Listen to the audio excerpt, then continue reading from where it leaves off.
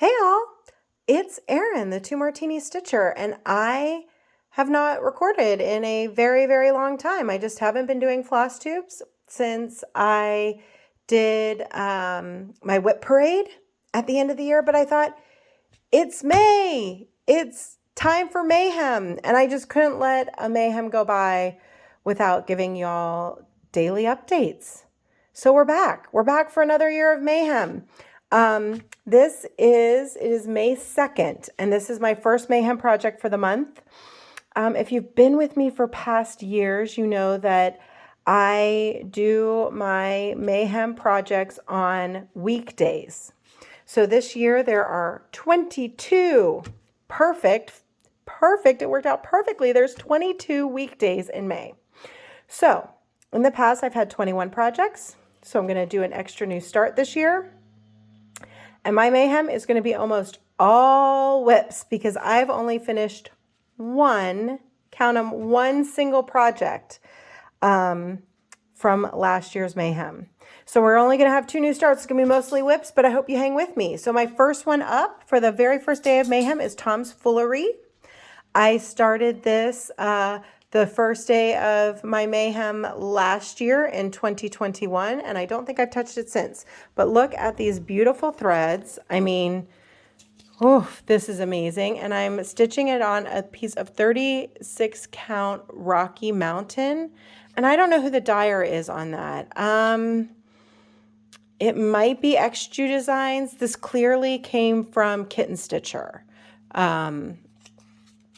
So you could check her website and see if she still has it. I just know that that's her tags. She does the tags like this with the little safety pin. So it's 36 count Rocky Mountain.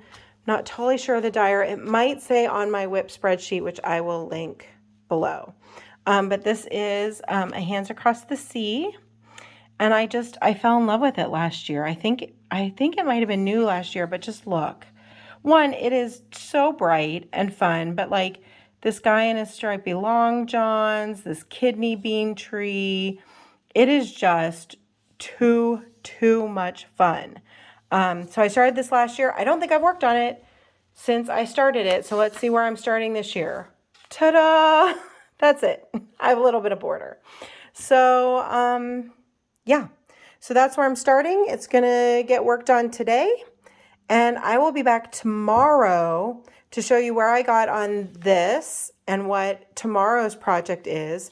But I also need your help.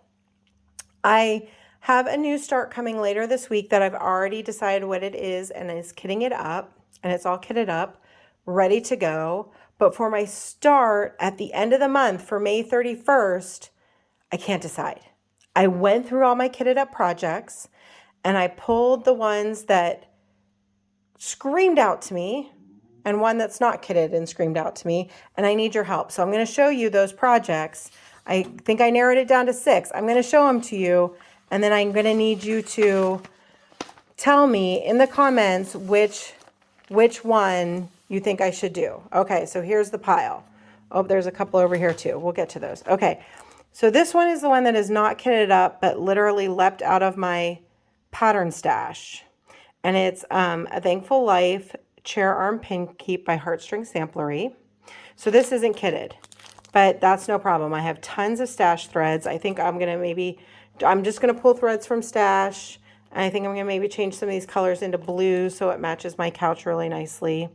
My sofa where I stitch every night. So that's the first one, Thankful Life Chair Arm Pin Keep. Number 2 is Things Unseen by Lizzie Kate. And this I bought years ago, all kitted up off of Stash Unload. I think it's got the beads, it's got fabric, threads, everything. But I love the saying on this. And it's all ready to go. And so that's an option, Things Unseen. This I acquired last fall through a Facebook group that now I can't remember the name of. And they work with designers and have exclusive designs to that Facebook group that you purchase through